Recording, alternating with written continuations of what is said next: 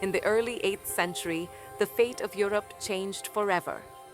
At the heart of this transformation was a Muslim general whose courage, vision, and strategy carved his name into history. His name was Tariq bin Ziyad. Known as the Conqueror of Spain, his achievements altered the destiny of an entire continent. Yet, despite his greatness, his life remained shrouded in mystery. Who was Tariq bin Ziyad? Where did he come from? And how did he lead a small army to achieve one of the most remarkable victories in military history? Tariq's early life remains uncertain. Historians disagree about his origins. Some claim he was Persian, from the city of Hamadan. Others say he was from the Sadif clan of Arabia. Yet most accounts describe him as a Berber from Algeria. Spanish and Arab historians wrote that Tariq was once a slave of Musa bin Nusayr, the governor of North Africa. But his descendants rejected this claim, insisting he was born free.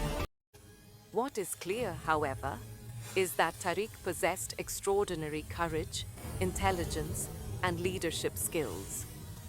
By the year 711, he would be called upon to prove his greatness. At this time, Spain was ruled by the Visigothic king, Roderick. But his rule was unstable, and many of his people suffered under oppression and injustice. A Christian noble, seeking relief from Roderick's tyranny, turned to Musa bin Nusayr in North Africa for help. Musa saw a chance not only to support the oppressed, but to expand the influence of Islam into Europe. He chose his finest general, Tariq bin Ziyad, to lead the mission. With around 10,000 men, Tariq prepared to cross the sea. Ahead of him lay the Iberian Peninsula, a land of opportunity, wealth, and fierce resistance. In May of 711, Tariq's fleet landed at a rocky outcrop that would forever bear his name, Jabal al-Tariq, today known as Gibraltar. As his soldiers stepped onto European soil, they saw the magnitude of their challenge. Before them lay a powerful enemy, led by King Roderick, who commanded more than 100,000 men. Tariq's forces were vastly outnumbered. To strengthen their resolve, Tariq made a bold decision. He ordered his men to burn their boats. With no way back, retreat was no longer an option. Standing before his army, he declared, "Behind you is the sea, before you is the enemy. You have nothing left but courage and victory." These words inspired his men. They would fight not just for survival, but for glory. In July 711, the Muslim and Visigothic armies clashed at the Battle of Guadalete. Despite being outnumbered nearly 6-1, Tariq's strategies proved decisive. He divided his army into 4 divisions, striking the Visigoths with speed and precision. His leadership and the bravery of his troops turned the tide of battle. King Roderick was killed, and his army scattered in defeat. It was a brilliant victory that opened the gates of Spain to Tariq's forces. From this moment on, nothing would stop their advance. With Roderick's defeat, Tariq wasted no time.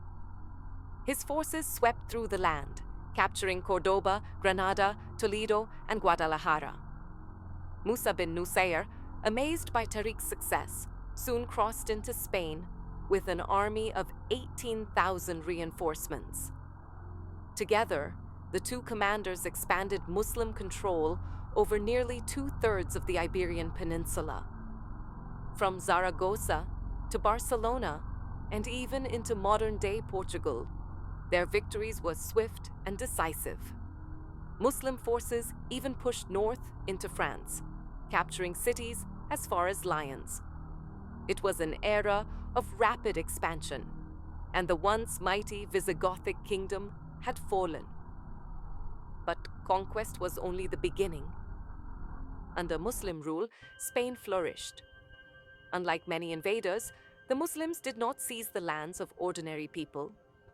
Instead, they introduced systems of fair taxation, abolished serfdom, and encouraged trade. By the 10th century, Cordoba became one of the richest cities in Europe, home to over 1 million people. It became a center of science, philosophy, architecture, and culture. From libraries to grand mosques, from hospitals to schools, Muslim Spain became a beacon of knowledge that would later influence the European Renaissance. In 714, Caliph Al-Walid I ordered Tariq and Musa to return to Damascus. There, they were honored for their victories. The Caliph praised their achievements and recognized their role in expanding the frontiers of the Islamic world. But when Al-Walid died in 715, his successor, Caliph Suleiman, didn't share the same admiration. Suspicious of their power and wealth, he accused both generals of corruption and mismanagement. Their glory began to fade, not because of defeat on the battlefield, but because of politics in the court. After their recall, little is known about Tariq bin Ziyad. Some historians say he lived in poverty and obscurity in Damascus. Others suggest he withdrew from public life, overshadowed by the politics of the new caliph. By the year 720, Tariq bin Ziyad had passed away. His end was quiet and humble, far removed from the roaring battles he once commanded. Yet his legacy endured.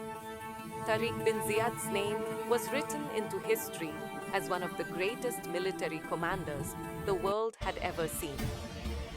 Tariq bin Ziyad, a man of uncertain beginnings, yet unforgettable deeds. With a small army, he changed the course of Europe.